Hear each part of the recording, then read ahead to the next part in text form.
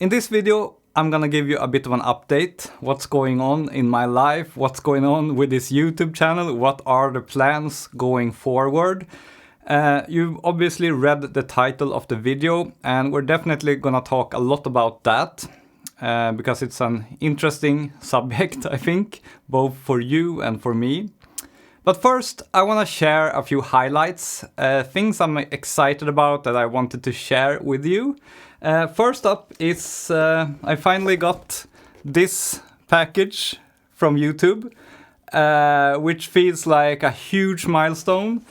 It is the YouTube Silver Play button. You get like a letter like this from YouTube. And of course you get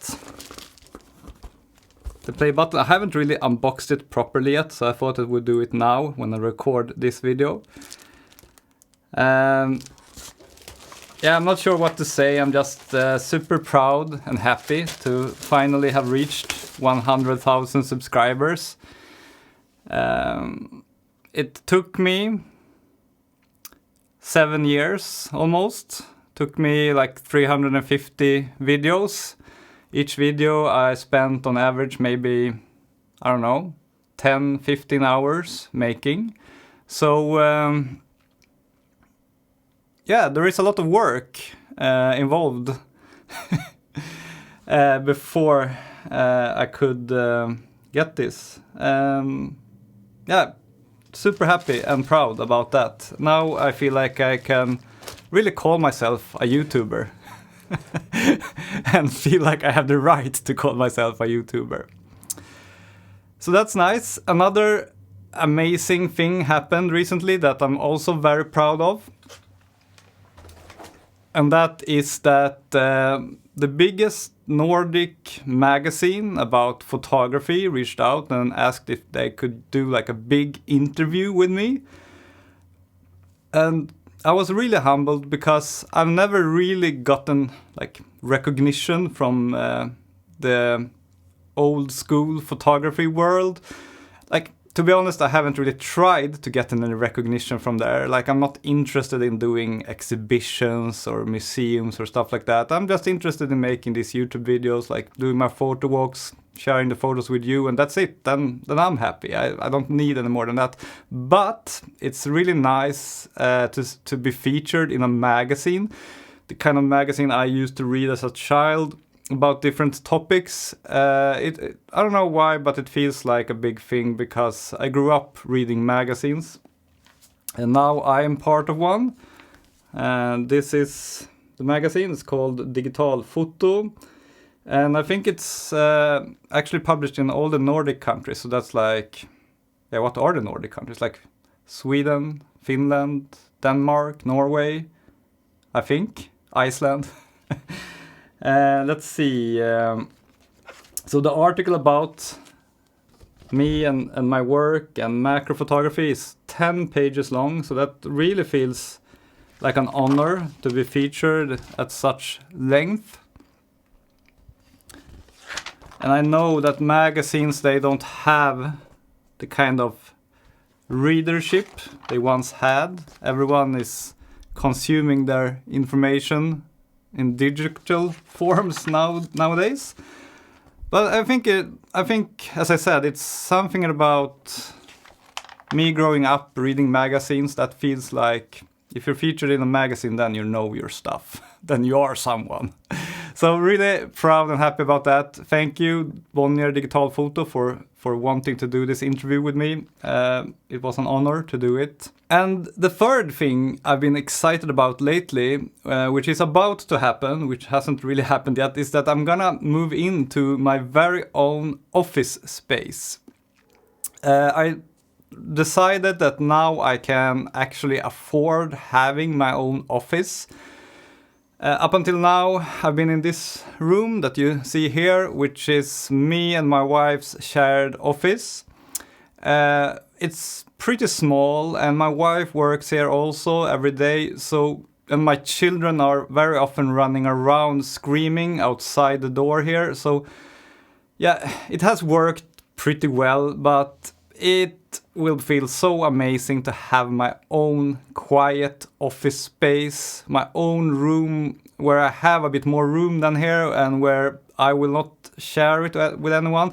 I mean, I love my wife, obviously, and so on, but it's nice to just have your own space where I can record videos at any time and I don't have to wait just because my wife is having a phone call and so on, or because the kids are screaming outside.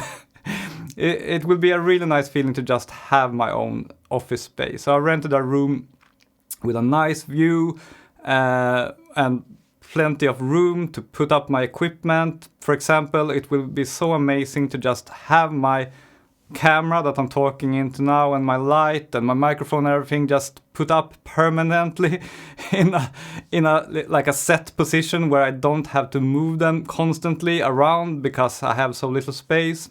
That will be a nice feeling.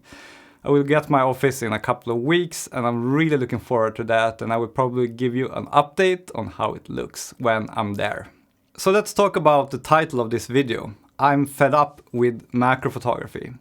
And a couple of months ago, I would never have expected that I would sit here today saying that.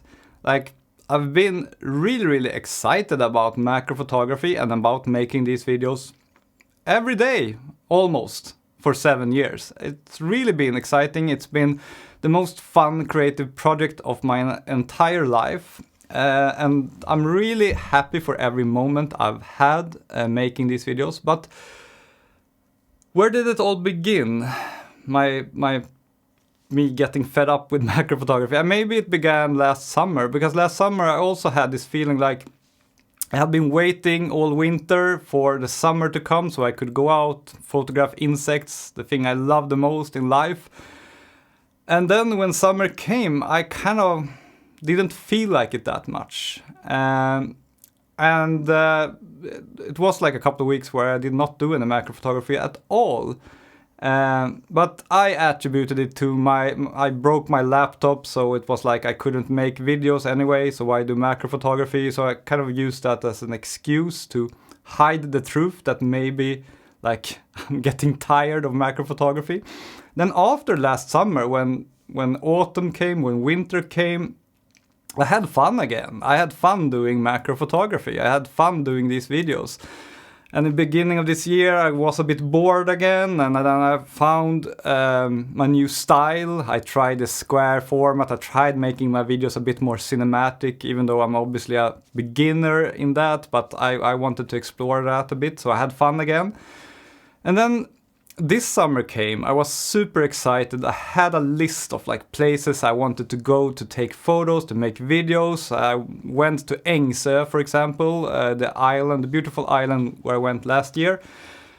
But when I was back in nature doing macro photography, I just felt like this isn't exciting anymore.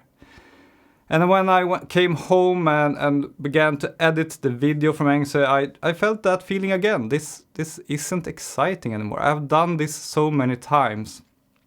And I think that's probably it. That when I began photography 7 years ago, I was a complete beginner. I had never done photography before.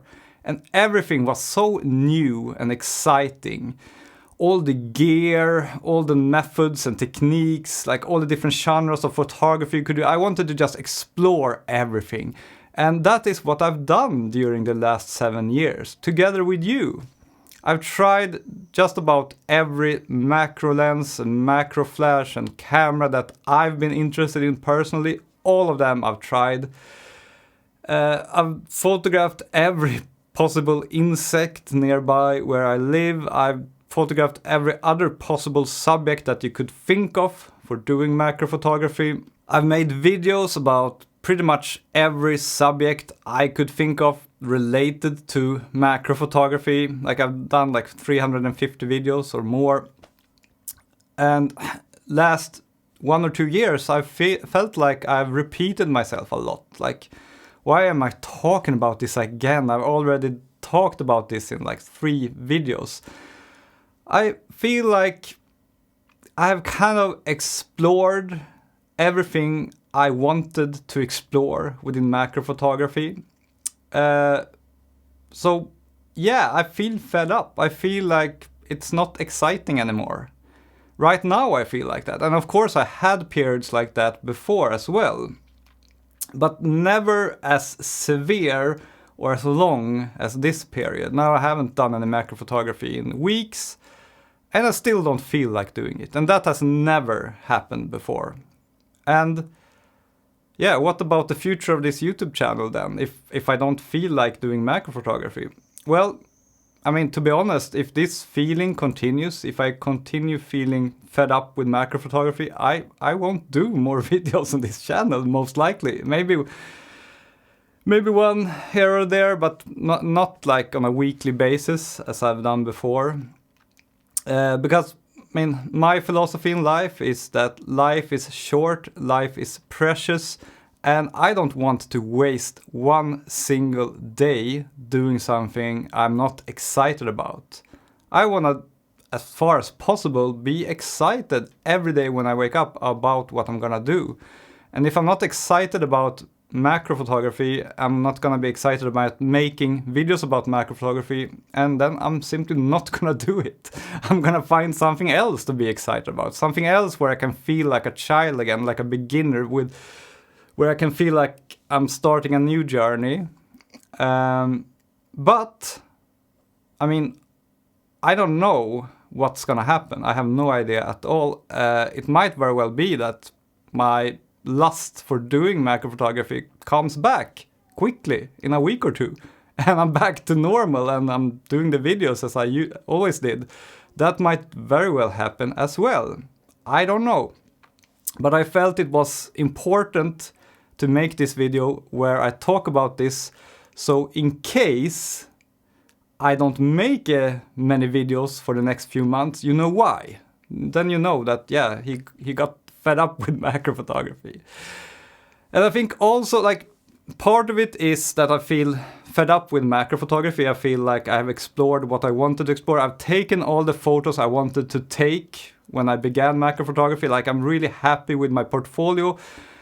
Sure, if I would continue doing macro photography, and maybe I would develop more, become even better and so on, but I feel like I reached the level I wanted to reach. But there is another part to it as well, and that connects back to the things I showed you in the beginning of this video. I reached my goals with this YouTube channel. I am, as far as I know, the biggest YouTube channel about macro photography. I have the most subscribers of the ones I've seen, and I have the most views, both in total and on a daily basis.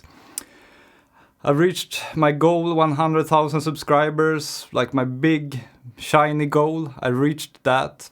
I was featured in a major magazine about photography. I feel like, yeah, I've accomplished the stuff I wanted to accomplish within photography. I'm happy. Like, I'm happy with what I'm happy with what I accomplished, but I don't feel that inspired to try to, like, reach any further heights. I feel like, yeah, maybe I'm just done. Maybe I am just done with macro photography. Yeah, that was quite a ramble. And then you might also wonder, but Michael, how are you gonna make money? What are you going to do? We'll see. Like, I've put myself in this situation so many times earlier in life where I just decided that I felt bored with something or fed up with something, and I just decided to stop doing it. And what has always happened is I found something new to be excited about, and I found a way to make money from that. So I'm not worried at all. Like, with this YouTube channel, I have lots of income streams from all different kinds of things. I have the YouTube ad money. I have affiliate link, click money. Yeah, I have lots of different income streams. And sure, if I stop making these videos, they will gradually decrease over time. But it will take, like, probably at least a year before they decrease so much that I won't be able to support myself. So if I just find some new income stream within a year, I'm fine, and I'm pretty confident that I will be able to find that. But one thing I am pretty sure about, and that is that I still very much love making YouTube videos. I really love that. So I am 90% certain that my next thing will be some kind of YouTube channel. And it will be on a different topic.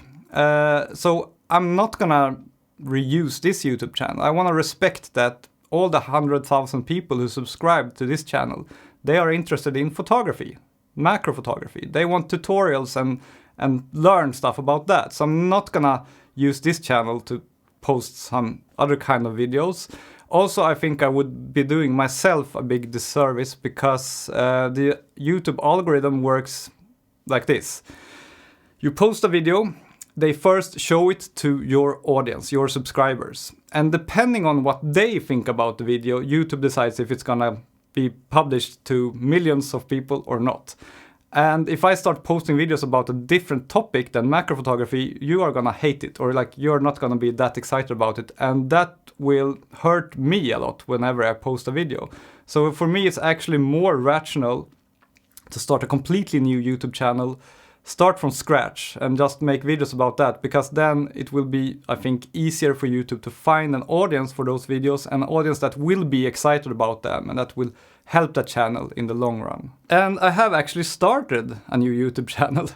I have this channel, Micael Widell on Life, where I posted a couple of videos. The topics are like a mix of philosophy, self-help, me just filming random stuff. I'm not sure where this is gonna go, but one thing I know in that is I really enjoy making these videos and I feel excited about them. And yeah, you can go check it out if you want to. You can check out, I've linked it in my channel page from this page, or just search Micael Widell on Life and you will find it. And I'm gonna now for the next few weeks do videos on that channel, I think, and just explore that and see how that feels and see if that is something I want to continue growing or not. And maybe I'll find something completely different, we'll see. But feel free to check that out if you're curious about my thoughts on philosophy and yeah, self-development and stuff like that. And that's it for this video. And I actually have one more video about macro photography that I'm definitely gonna do, and that is a review of a new macro lens that I felt excited about and that I agreed to review, and that will be out, yeah, in a week or two. And then after that we'll see if my passion for making macro photography videos comes back or not. If it comes back, this channel will remain alive, remain active, and if it doesn't come back, you will find me in other places on YouTube. Thank you for watching, and yeah, see you soon again.